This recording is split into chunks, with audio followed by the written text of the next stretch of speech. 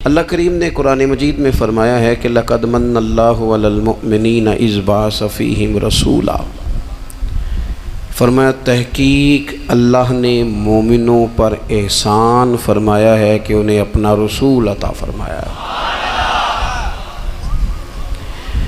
اس کا صرف ترجمہ کبھی بندے کی سمجھ میں آ جائے نا تو سارا میلاد اس کی سمجھ میں آ جاتا ہے۔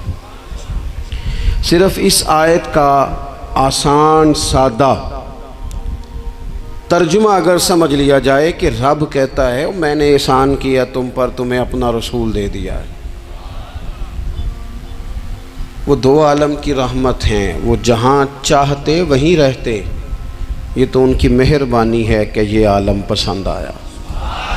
نبی پاک صلی اللہ تعالیٰ علیہ وسلم ہمارے اوپر رب کا سب سے بڑا احسان ہے، اور اللہ تبارک و تعالیٰ نے سسکتی، تڑپتی، بے چین، پریشان، تکلیف میں مبتلا اپنی مخلوق پر رحم فرمایا اور رسول کریم عطا فرمائے۔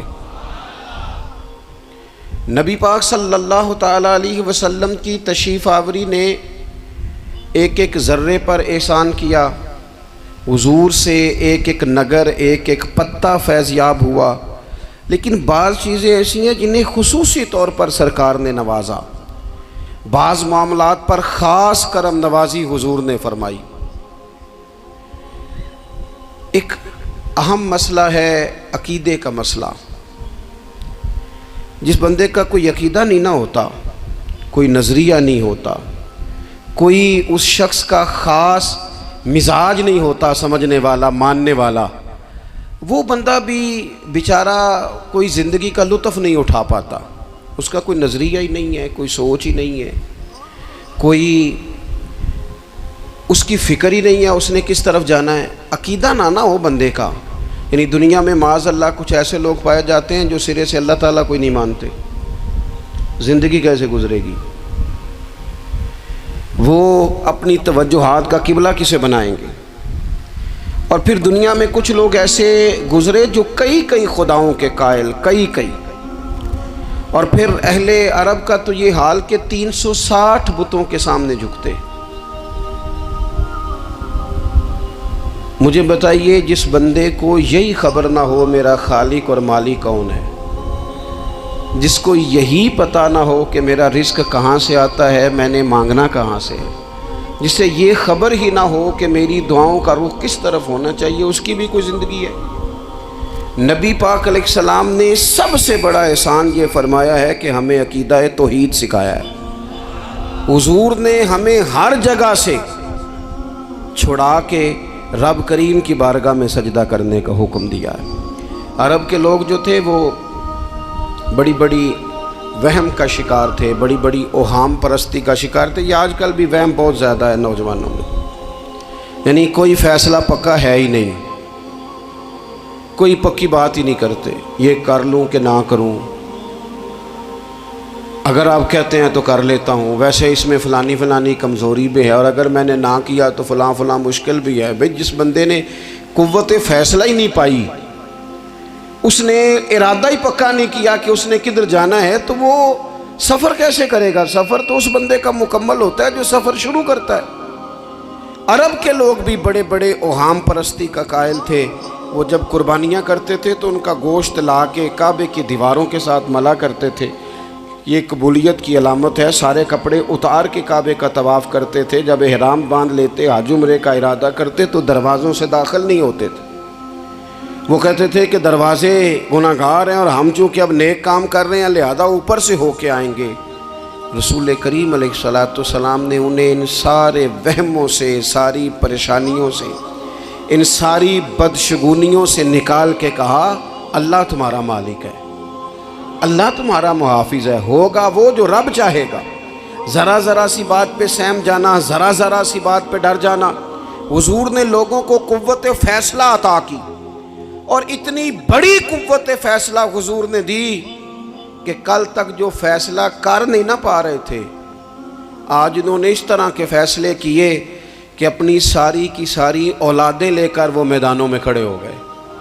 وہ ڈٹ گئے کہ ہم نے کفر کے مقابلے میں جہاد کرنا ہے۔ انہوں نے طے کر لیا کہ حق کیا ہے، سچ کیا ہے۔ نبی پاک علیہ السلام نے ہمیں عقیدہ توحید دیا اور وہ طے کر کے دیا ہے نبی پاک نے، سجدہ سوائے اللہ کے کسی کو جائز، اگر کوئی عبادت کی نیت سے کرتا ہے تو سجدہ کفر ہے، اور اگر تعظیم کی نیت سے کرتا ہے تو حرام ہے۔ اعلیٰ حضرت بریلوی رحمۃ اللہ علیہ نے 50 کے قریب دلائل کتاب و سنت سے اور 100 سے زیادہ دلائل فقہ اور اصول فقہ سے بیان فرمائے ہیں کہ کسی اور کے لیے تعظیمی سجدہ بھی حرام ہے۔ نبی پاک علیہ السلام تشریف فرما تھے تو کچھ جانوروں نے آ کے حضور کے قدموں پہ سجدہ کیا، پیش نظر ہے وہ نوبہار اور سجدے کو دل ہے بے قرار، روکیے سر کو روکیے یہی تو امتحان ہے۔ کچھ جانوروں نے جب سجدہ کیا تو صحابہ عرض کرنے لگے یا رسول اللہ صلی اللہ تعالیٰ علیہ وسلم ہمارا بھی دل کرتا ہے، تو حضور نے فرمایا بھی سجدہ سوائے رب کے کسی کے لیے جائز نہیں ہے، ہاں اگر جائز ہوتا تو میں خاتون سے کہتا کہ اپنے شوہر کو سجدہ کرے۔ نبی پاک علیہ السلام نے حد بندی کر دی۔ اور پھر دیکھیں یہ جو ہم میلاد مناتے ہیں نا، یہ میلاد اللہ تعالیٰ کی توحید کا بہت بڑا اعلان ہے۔ ہم کہتے ہیں نبی پاک کا میلاد ہوا، جس کا میلاد ہوتا ہے وہ خدا نہیں ہوتا، جو پیدا ہوتا ہے وہ رب۔ جب ہم میلاد منا رہے ہوتے ہیں تو ہم یہ بتا رہے ہوتے ہیں بھئی حضور خدا نہیں، حضور تو 12 ربیع الاول کو پیدا ہوئے، تو جو پیدا ہو رب پیدا، لم یلد ولم یولد، اللہ تبارک و تعالیٰ پیدا نہیں ہوتا، مالک تو ازلی ابدی شان رکھتا ہے۔ اس لیے عقیدہ توحید بندے کو مضبوط کر دیتا ہے۔ انسان جب عقیدہ توحید والا ہو جاتا ہے، اور نبی پاک علیہ السلام دنیا میں رب کی طرف بلانے آئے، وداعیا الی اللہ باذنہ وسراجا منیرا، حضور نے لوگوں کو اللہ کی جانب دعوت دی۔ جب انسان توحید والا ہو جاتا ہے تو مضبوط ہو جاتا ہے، وہ کسی سے نہیں ڈرتا، وہ سمجھتا ہے ہونا تو وہ ہے جو میرا رب چاہے گا، مجھے پریشان ہونے کی ضرورت کیا ہے۔ پھر اس کا بھروسہ بھی اللہ تعالیٰ پر، اس کی امیدیں بھی اللہ رسول سے، اس کی توجہات کا قبلہ بھی سارا ادھر ہی۔ تو حضور نے لوگوں کو عقیدہ دیا، مضبوط کیا۔ رسول پاک صلی اللہ تعالیٰ علیہ وسلم نے ذہنوں کو پختگی عطا فرمائی۔ تو سب سے بنیادی چیز حضور کا جو احسان ہے وہ عقیدہ ہے۔ پھر بعض خاص طبقات پر حضور نے خاص احسان کیا۔ آج بھی پوری دنیا میں ڈھنڈورا پیٹا جاتا ہے عورتوں کے حقوق کا، پوری دنیا کے اندر، اور بعض لوگ عورتوں کو بڑا دھوکہ دیتے ہیں، کہتے ہیں تمہیں حق نہیں ملتے لہٰذا تم سڑکوں پہ آ جاؤ، معاذ اللہ، تمہیں حق نہیں ملتے لہٰذا تم معاذ اللہ بازاروں کی رونق بن جاؤ۔ عورتوں کو بڑا پریشان کیا جاتا ہے حقوق کے تعلق سے۔ نبی پاک علیہ السلام کی آمد سے پہلے کوئی خاتون کے ساتھ سلوک اچھا نہیں کیا جاتا تھا، اس کا کوئی جائیداد میں حصہ نہیں تھا۔ عورت کا خامد اگر فوت ہو جاتا تو وہ اپنے سسرال کے خاندان کی پراپرٹی بن جاتی، معاذ اللہ، اور جس کے مرضی چاہے سپرد کر دیتے۔ ہندوستان کے بعض علاقوں میں ایسی کبھی رسمیں بھی پائی جاتی تھی کہ بعض عورتیں اپنے خامد کے ساتھ جل جانا مناسب سمجھتی تھی کہ بعد میں کوئی زندگی تو ہوگی نہیں، اور بیوہ خاتون اور طلاق یافتہ خاتون، اس کے بارے میں تو لوگوں کا خیال تھا کہ شاید یہ خاتون بالکل سوسائٹی اور سماج کا حصہ ہی نہیں ہونی چاہیے۔ قربان جائیں، یہ اعزاز میرے نبی پاک نے دیا ہے۔ حضور نے پہلی شادی ہی اس خاتون سے کی ہے جن کا پہلے بھی نکاح ہو چکا تھا، اور خاتون کو حضور نے حقوق دیے، جائیداد میں حصہ دیا۔ کہا جو بیٹیوں کی بہنوں کی پرورش کر کے آئے گا اور اچھی پرورش کر کے انہیں روانہ کر دے گا، جس طرح میری 2 انگلیاں جڑی ہوئی ہیں میرے ساتھ جڑ کے جنت میں جائے گا۔ اور ایک روایت میں فرمایا کہ جب کسی کے ہاں بیٹی پیدا ہوتی ہے نا تو اللہ فرشتوں کو بھیجتا ہے، اور وہ اس کے گرد کھڑے ہو جاتے ہیں اور گھر والوں کو سلام کہتے ہیں، اور کہتے ہیں یہ ضعیفہ ایک ضعیفہ سے پیدا ہوئی ہے، یہ کمزور یعنی صنف کے لحاظ سے کمزور نازک بچی ایک نازک ماں سے پیدا ہوئی ہے۔ فرشتے کہتے ہیں جو اس کی پرورش کرے گا نا اللہ قیامت تک اس کی مدد کرے گا، اس کی ہمیشہ مدد ہوتی رہے۔ اور نبی پاک صلی اللہ تعالیٰ علیہ وسلم کی خدمت میں آ کے جب خواتین نے کہا تھا نا یا رسول اللہ ہمارے تو دین دنیا کے معاملات میں مردوں کے تعلق سے کمزوری ہے، کئی دن تو ہم ویسے نماز نہیں پڑھ سکتی مہینے میں، کئی دن تو ہم ویسے عبادات کے قریب نہیں جا سکتی، جہاد پہ ہم نہیں جاتی، گواہی ہماری مردوں کے برابر نہیں، تو یا رسول اللہ صلی اللہ علیہ وسلم ہمارا بھی کوئی اعزاز ہے؟ تو حضور نے فرمایا جب کوئی خاتون حاملہ ہوتی ہے نا تو اللہ اسے اتنا ہی ثواب دیتا ہے جتنا جہاد کرنے والے کو ثواب دیتا ہے، اور جب بچہ پیدا ہوتا ہے تو اللہ تعالیٰ اسے شہادت کا درجہ عطا کرتا ہے، اور جب وہ بچوں کو دودھ پلاتی ہے تو رب اسے غلام آزاد کرنے کا ثواب عطا کرتا ہے۔ ایک دفعہ نا نبی پاک صلی اللہ تعالیٰ علیہ وسلم کی خدمت عالی مرتبت میں حضرت عائشہ صدیقہ رضی اللہ تعالیٰ عنہ نے ایک واقعہ عرض کی حضور آج میرے ساتھ عجیب معاملہ ہوا، میں گھر میں اکیلی تھی تو ایک خاتون 2 بیٹیوں سمیت آئی، اس نے کہا کہ میں بھی بھوکی ہوں، میری بیٹیاں بھی پریشان ہیں، کھانا نہیں کھایا۔ سیدہ پاک کہتی ہیں یا رسول اللہ میرے پاس بھی 3 کھجوریں تھیں گھر میں پڑی، یہ 2 جہاں کے شاہ ہیں پر پاس کچھ رکھتے نہیں، اور 2 جہاں کی نعمتیں ہیں ان کے خالی ہاتھ میں۔ فرماتی ہیں وہ 3 کھجوریں میں نے ان 3 ماں بیٹیوں کو دے دی، ماں نے پہلے ایک کھجور دونوں بیٹیوں کو دی، پھر بچیاں وہ کھجور کھا کے ماں کی طرف دیکھنے لگی تو جو کھجور ماں کے پاس تھی اماں نے اس کے بھی 2 حصے کر کے بیٹیوں میں بانٹ دیے۔ حضرت عائشہ عرض کرنے لگی یا رسول اللہ میں نے یہ بڑا نرالا رنگ دیکھا ہے، ماں کا اپنے بچوں سے پیار کا انداز۔ تو حضور نے کیا فرمایا؟ نبی پاک علیہ الصلوۃ والسلام فرمانے لگے سن پھر اللہ تعالیٰ نے اس عورت پر جنت کو واجب کر دیا ہے، فرمایا اللہ نے اسے جہنم سے دور کر دیا جو بیٹیوں کے معاملے میں آزمایا گیا، اور جس نے پھر ان کے ساتھ اچھا سلوک کیا۔ اپنا حضور کا عمل یہ تھا کہ حضور کی بڑی صاحبزادی سیدہ زینب رضی اللہ تعالیٰ عنہ، یہ حضور کی سب سے بڑی صاحبزادی ہیں، یہ بخاری میں آپ کو ملے گا کہ ان کی بیٹی جناب امامہ بنت زینب چھوٹی سی عمر تھی، تو جب حضور نماز کے لیے آتے تھے تو نواسی کو اٹھا کے ساتھ لے آتے تھے، اور وہ حضور نماز پڑھتے تھے تو وہ نبی پاک کے کندھوں پہ کھیلتی تھی۔ حضور نے عملاً بیٹیوں سے پیار کرنا سکھایا، بیٹیوں سے محبت کریں، بیٹیوں سے پیار کریں۔ بیٹیاں بڑی خیرخواہ ہوتی ہیں، بیٹیاں ماں باپ کی بڑی وفادار ہوتی ہیں، بیٹیاں بڑا خاص تعلق رکھتی ہیں۔ جوانوں آپ سے بھی کہوں گا بہنوں کی طرف توجہ رکھیں، جو کسی کی بہن آپ کے گھر ہے اس کا بھی خاص احساس کریں، وہ بھی کسی کی بہن ہے، لیکن اپنی بہن کے ساتھ بھی خاص نسبت کا تعلق قائم رکھیں، رشتوں میں اعتدال ہونا چاہیے۔ اس صنف کو نبی پاک علیہ السلام نے خاص کر کے نوازا ہے، اور ہمارا بھی ان کے ساتھ خاص رشتہ ہونا چاہیے۔ اسی طرح کا معاملہ یتیموں کے ساتھ ہے، کمزوروں کے ساتھ ہے۔ دیکھو آج نا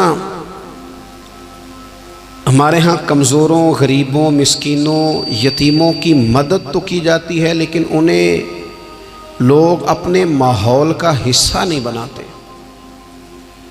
یعنی کبھی گئے تو غریبوں میں آٹا بانٹ آئے، کبھی گئے تو غریبوں میں جا کے کپڑے تقسیم کر آئے، کبھی گئے تو غرباء کو کچھ وقتی طور پر کچھ ضروریات زندگی دے دیں، کبھی عیدیاں بانٹ دیں، کبھی سیلاب زدگان میں چلے گئے۔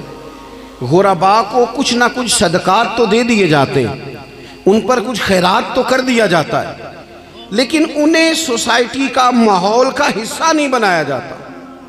ایسا نہیں ہوتا کہ ان غرباء کے بچوں کو اٹھا کے بڑے شہروں میں لایا جائے، ان کی تعلیم کا خیال کیا جائے، انہیں اپنے ماحول میں رکھا جائے، ان کی بہترین پرورش کا بندوبست کیا جائے۔ کائنات میں بڑے لوگوں نے کام کیا ویلفیئر کا، بڑے لوگوں نے غریبوں کے ساتھ تعاون کیا، بڑے لوگوں نے محبت کی، سب قابل تعریف ہے، لیکن ہم نے یہ کیا کہ ان کی امداد تو کی، لیکن ان کی محرومیوں کا ازالہ نہیں کیا۔ اور وہ امداد لے رہے تھے تو ان کی پچھلی نسل بھی امداد لے رہی تھی، یہ نسل بھی امداد لے رہی، اور خدا نہ کرے کہ اگلی نسل کو بھی امداد لینا پڑے۔ میرے نبی پاک صلی اللہ تعالیٰ علیہ وسلم کا انداز کچھ اس طرح کا ہے کہ امام بہقی نے لکھا ہے، حضرت بشیر بن عقبہ رضی اللہ تعالیٰ عنہ کہتے ہیں میرے والد انتقال کر گئے تھے، اور میں ایک جگہ پہ بیٹھ کر رو رہا تھا کہ نبی پاک صلی اللہ تعالیٰ علیہ وسلم میرے قریب سے گزرے، کیوں روتے ہو؟ یا رسول اللہ میرے والد کا انتقال ہو گیا، میری والدہ رخصت ہو گئی۔ تو یہ ہمیں حضور نے سبق دیا ہے، یہ یتیموں غریبوں کا خیال رکھنے کا یہ بھی ایک نقطہ، یہ بھی انداز ہے۔ کائنات کا بڑے سے بڑا درد دل رکھنے والا بندہ یہاں تک نہیں جا سکتا جو میرے رسول کریم نے بیان فرمایا۔ کہتے ہیں نبی پاک علیہ السلام فرمانے لگے، بشیر بن عقبہ کیا تو اس بات پر راضی نہیں کہ میں تیرا باپ ہوں اور عائشہ تیری ماں ہو؟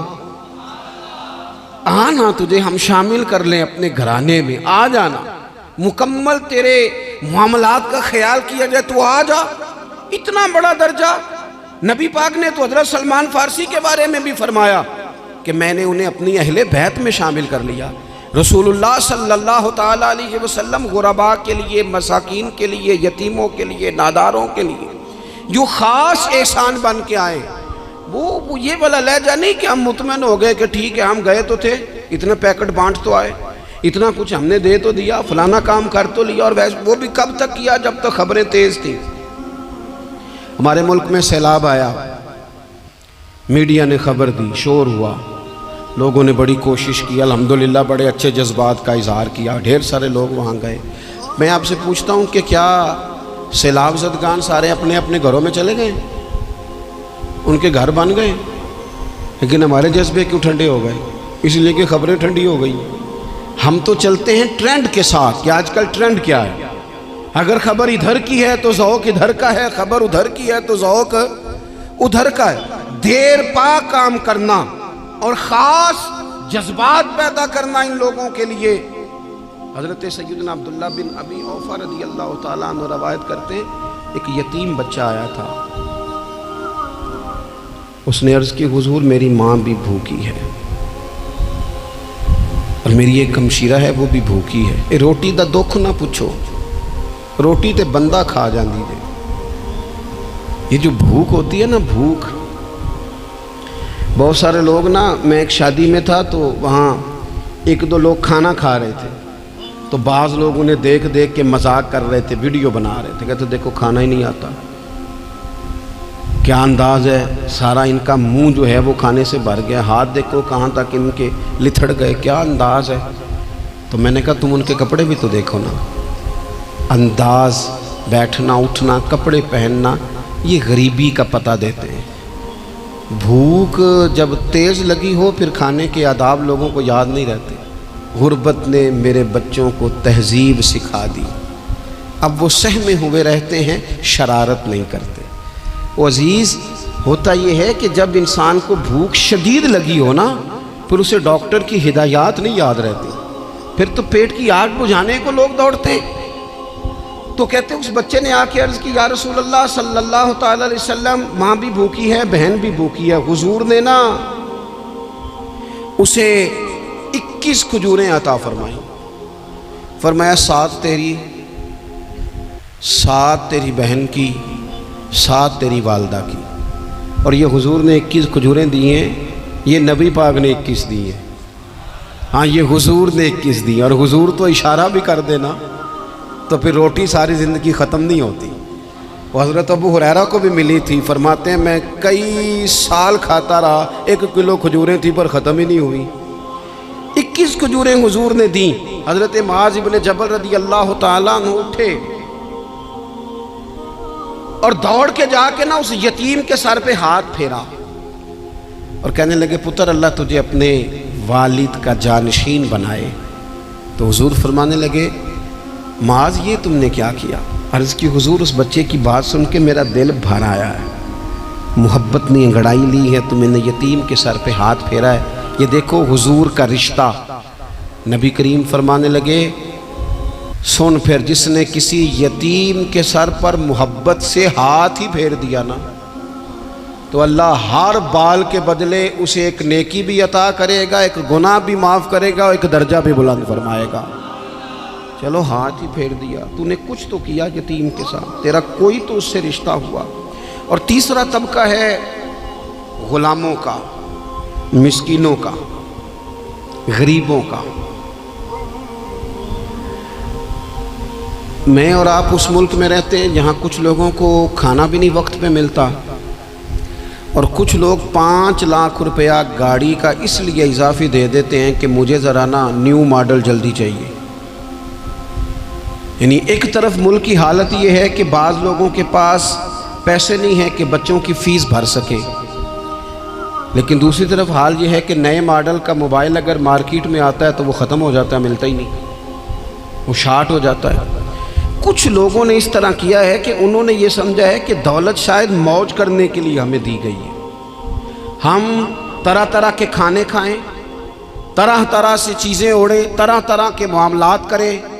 انہوں نے یہ طے کر لیا ہے۔ اس کا نقصان کیا ہوا ہے؟ اس کا نقصان یہ ہوا ہے کہ کچھ لوگ غربت کی سطح سے نیچے آ گئے ہیں بیچارے۔ نبی پاک کا جو احسان ان غریب لوگوں پر ہے، حضور علیہ السلام کے پاس نا حضرت عبداللہ ابن عمر روایت کرتے ہیں اور طبرانی میں موجود ہے، حضور کے پاس نا 10 دینار تھے۔ ہمارے پاس بھی پیسے ہوتے ہیں نا، لیکن وہ کچھ ہوتے ہیں ہمارے کھانا کھانے کے لیے، کچھ ہوتے ہیں آئس کریم کھانے کے لیے، کچھ اس لیے ہوتے ہیں کہ آج میری مرضی دا نہیں پکا، لہٰذا میں نے، ہمارے ایک دوست ہیں وہ کہتے ہیں کہ آج کل یہ ماحول بن گیا ہے کہ بچے اگر کہتے ہیں نا کھانا میری مرضی کا نہیں، تو اماں کہتی ہے جا تو برگر کھا لے۔ کہتے ہیں ہمارے دور میں یوں نہیں ہوتا تھا، اگر ہم کہتے تھے نا کھانا میری مرضی کا نہیں تو پھر ہمیں ڈبل چیز کھانے کو ملتی تھی، ایک مار بھی کھانا پڑتی تھی اور وہ کھانا بھی کھانا پڑتا تھا۔ اور پھر کچھ پیسہ لوگوں نے صرف اس لیے سنبھال کے رکھا ہوا ہے کہ جو اضافی چیزیں ہیں نا، اضافی، میرا ویسے تجربہ نہیں ہے اور نہ میں نے زیادہ گہرائی سے دیکھا ہے، بس مجھے بتایا گیا ہے، اور پتہ نہیں اب بات درست ہے کہ نہیں، مجھے بتایا گیا ہے کہ پہلے لڑکیاں بیوٹی پارلر جاتی تھی، اب سنا ہے لڑکے بھی جاتے ہیں۔ اب خدا جانے یہ بات سچ ہے کہ غلط ہے۔ یہ جو اضافی اخراجات ہیں نا، یہ اگر ہم تھوڑے سمیٹ لیں، یعنی مولا علی شیر خدا کرم اللہ تعالی وجہہ الکریم مزدوری کر کے نکلے تو 2 کلو کھجوریں تھیں، حضور بس فرمانے لگے 1 کلو میرے بچے کھائیں گے اور کلو مدینے کے غریب بچے کھائیں گے، یعنی کل 2 کلو ظاہری طور پر کھجوریں ہیں، اس میں بھی دوسروں کا حصہ۔ ہمارے پاس جو مال آتا ہے، اگر تھوڑا سا نا ہم اسے یہ نہ سمجھ لیں کہ میرا ہی حق ہے، کسی کو اس میں سے ایک لقمہ بھی نہیں ملنا چاہیے، اگر ہم تھوڑا سا نا دل کشادہ کریں تو 3 لوگوں کا کھانا 4 بھی کھا سکتے ہیں، 4 کا کھانا 5 بھی کھا سکتے ہیں، 6 کا کھانا 7 کا کھانا 10 بھی کھا سکتے ہیں۔ شرط یہ ہے کہ دل کشادہ ہو، دل دریات سمندروں ڈونگے کون دلاں دیا جانے، تھوڑی سی نا کشادگی پیدا کی جائے۔ حضرت عبداللہ ابن عمر کہتے ہیں نبی کریم علیہ السلام کے پاس نا 10 دینار تھے، ویسے تو کائنات ہی میرے نبی کی مٹھی میں ہے، لیکن ظاہری طور پر 10 دینار تھے۔ حضور ایک دکان پہ گئے، 4 دینار کا حضور نے ایک جوڑا خریدا، کپڑے خریدے، وہ قمیض حضور نے پہنی تو ایک انصاری آگے بڑھ کے عرض کرنے لگے حضور میرا بڑا دل کر رہا ہے، یہ مجھے نہیں دے دیتے آپ؟ تو حضور خوش ہو گئے۔ یہ میرے محبوب کا دروازہ ہے کہ جب کوئی مانگتا ہے تو حضور خوش ہو جاتے ہیں۔ نبی کریم سے مانگا اس شخص نے تو حضور خوش ہو گئے، اور محبوب نے وہ کرتا، وہ کپڑے اتار کے اس انصاری کو عطا کر دیے، اور 4 دینار کے اور خرید لیے، باقی بچے 2 دینار۔ نبی کریم وہ لے کے نکلے، رخصت ہوئے گھر جانے کے لیے، تو رستے میں خاتون کو روتے ہوئے دیکھا، حضور رک گئے، فرمایا کیوں رو رہی ہو؟ عرض کرنے لگی یا رسول اللہ صلی اللہ تعالی علیہ وسلم میں فلاں آدمی کی کنیز ہوں، نوکرانی ہوں، اس نے آٹا لینے بھیجا تھا 2 دینار کا، وہ 2 دینار گم ہو گئے، حضور نے 2 دینار اسے عطا کر دیے، وہ دیے تو وہ پھر رو رہی تھی، فرمایا اب کیوں روتی ہو؟ کہنے لگی یا رسول اللہ ڈرتی ہوں دیر بڑی ہو گئی یا مار ہی نہ پڑے۔ تو حضور نے فرمایا چل نہ میں تیرے ساتھ چلتا ہوں۔ حضور ان کے گھر گئے، وہ اہل ایمان کا گھر تھا جن کی وہ کنیز تھی، جا کے کہا السلام علیکم، اندر سے جواب ہی نہیں آیا، پھر فرمایا السلام علیکم، کوئی جواب ہی نہیں آیا۔ محبوب کا طریقہ مبارکہ تھا 3 دفعہ دستک، پھر واپسی، تیسری دفعہ کہا السلام علیکم تو وہ سارے بول پڑے وعلیکم السلام یا رسول اللہ، حضور ماں باپ قربان۔ تو حضور فرمانے لگے میں نے پہلے بھی 2 دفعہ سلام لیا، بولا کوئی نہیں۔ کہا یا رسول اللہ اپنے نصیب تھے نا کہ ہم پہ سلامتیاں بھیج کون رہا ہے، ہم نے سوچا ذرا 3 دفعہ مل جائے سلامتی، ذرا مل جائے نا، حضور سلامتی بھیج رہے ہیں تو آتی رہے نا۔ تو محبوب کریم علیہ السلام فرمانے لگے یہ تمہاری کنیز وہاں کھڑی رو رہی تھی، اس بیچاری کے 2 دینار گم ہو گئے تھے، اسے دوبارہ سامان لاتے کچھ دیر ہو گئی، اس پر سختی نہ کرنا، مارنا نہ۔ غلام کہنے لگے حضور اس خاتون کے قربان جائیں جو ہمارے کریم رسول کو ہم جیسے غریبوں کے گھر تک لے آئی ہے، مارنا کیا، ہم اسے آزاد کرتے ہیں، یہ آزاد ہے اللہ کی رضا کے لیے۔ یہ دیکھو یہ میرے نبی پاک کا انداز ہے۔ حضور نکلے تو جناب عبداللہ ابن عمر فرماتے ہیں رسول کریم فرمانے لگے شکر ہے اللہ تعالیٰ کا، 10 دینار تھے، ایک انصاری نے بھی قمیض پہن لی، میں نے بھی قمیض پہن لی، اور رب نے ایک کنیز کو آزاد بھی فرما دیا۔ یہ انداز ہمیں نبی کریم نے دیا ہے کہ ہم اپنے دولتوں میں، اللہ کی عطاؤں میں غرباء کو، قریبیوں کو، رشتہ داروں کو، بہن بھائیوں کو تھوڑا شریک کر لیں، تاکہ وہ جو آسودگی اللہ نے ہمیں دی ہے اس میں سے دوسروں کو بھی کچھ نفع ملے۔ اور ایک بات آخر میں آپ کی خدمت میں یہ عرض کرنی ہے کہ جو زیر دست لوگ ہوتے ہیں نا، غلام، ملازم، نوکر،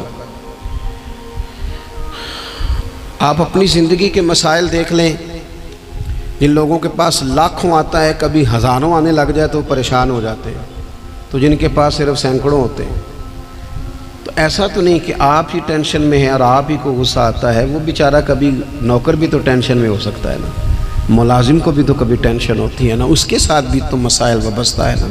حضرت سیدنا ابو مسعود انصاری رضی اللہ تعالیٰ عنہ بیان کرتے ہیں کہ مجھے اپنے غلام پہ غصہ آیا تو میں اسے مار رہا تھا، نبی کریم تشریف لے آئے، حضور نے ایک جملہ کہا تو میں رو پڑا۔ حضور فرمانے لگے جتنا اختیار تجھے اس پر حاصل ہے نا، اس سے کہیں بڑھ کر رب کو تیرے اوپر اختیار حاصل ہے، لہٰذا اللہ سے ڈر، اس کے معاملے میں اللہ سے ڈر۔ اور پھر حضور تو صرف غلام نہیں، جانوروں کے حق تک کا خیال فرماتے۔ ایک جگہ تشریف لے گئے تو اونٹ آپ کے پیروں پہ سر رکھ کے رویا، نبی کریم نے اس کی پشت پہ ہاتھ پھیرا، فرمایا اس کے مالک کو بلاؤ نا۔ جب وہ آیا تو کیا ارشاد فرمایا؟ فرمایا تو اس کے معاملے میں اللہ سے نہیں ڈرتا، اس نے شکایت کی ہے کہ تو اس کی طاقت سے زیادہ بوجھ ڈالتا ہے، چارہ اور پانی بھی وقت پر نہیں دیتا۔ یہ حضور کے احسانات ہیں، ہمیں ان احسانات کا خاص خیال رکھنا چاہیے۔